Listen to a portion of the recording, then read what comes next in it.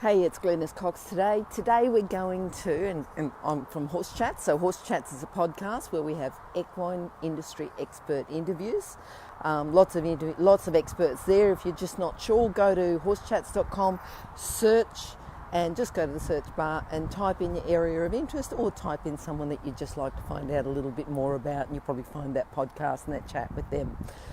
With the International Horse College, if you're interested in a career in the equine industry, go to internationalhorsecollege.com and have a look at the wide variety of courses that we've got there.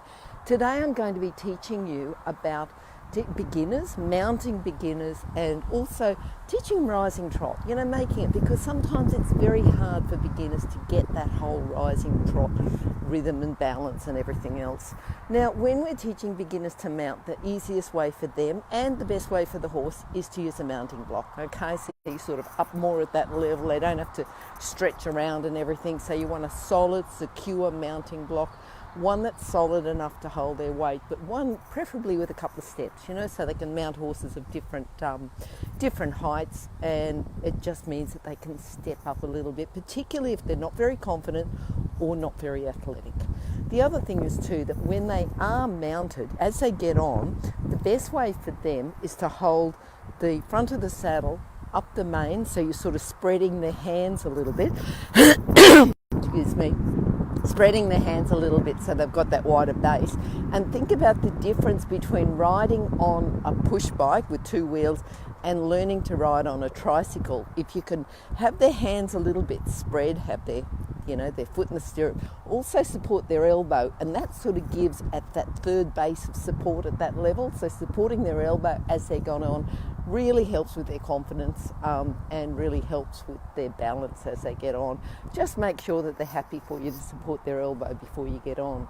And then once they're on, everything should be fine. So use a mounting block, support their elbow, and that should be a lot easier for them to get on, especially if they're not very confident.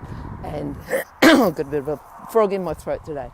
Not very confident and not very secure, okay, as they get on. The next thing is the rising trot. And it's just such a hard thing to teach if you don't know this simple trick. The rider has to have the feeling that they actually got to put some work in. Sometimes they, get on the horse and just think that, sitting in the office chair all day, I'll just sit on the chair and it'll be cool, and, the horse will do all the work. And it's not quite like that at all. Anyone who's ridden, at any sort of depth or done any sort of training knows that you've actually got to put some effort into your riding and train your horse rather than just sit there as a passive person. Anyway, so teaching the beginners, if they learn that 2-point seat, where they've got to actually get up out of the saddle, balance themselves a little bit and get a little bit of balance before they learn the rising trot, that's going to make it a lot easier to teach the rising trot. They've got to have that strength to be able to do that, to hold it, and that extra bit of balance. Then instead of saying to them up, down, you actually say down, up, up. Okay, so they hold the 2-point seat and you say down, up, but you don't say it in the rhythm of the trot. You just say hold the 2-point seat. You have someone, either a quiet horse on the lunge or someone leading them, so they don't have to focus about turning and guiding the horse and steering, guiding or controlling the horse. So someone else is controlling the horse. They're in 2-point seat.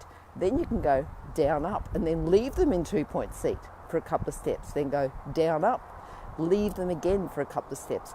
Then as they feel that rhythm where they go down and up, and down and up, then you can start to increase the frequency, so they go down, up, down, up, down, up in the sequence of that rising trot. Much better if you start to teach and they're just sitting in the saddle and you go up, down, they tend to go up, bounce, up, bounce, and they're bouncing all over the horse's back.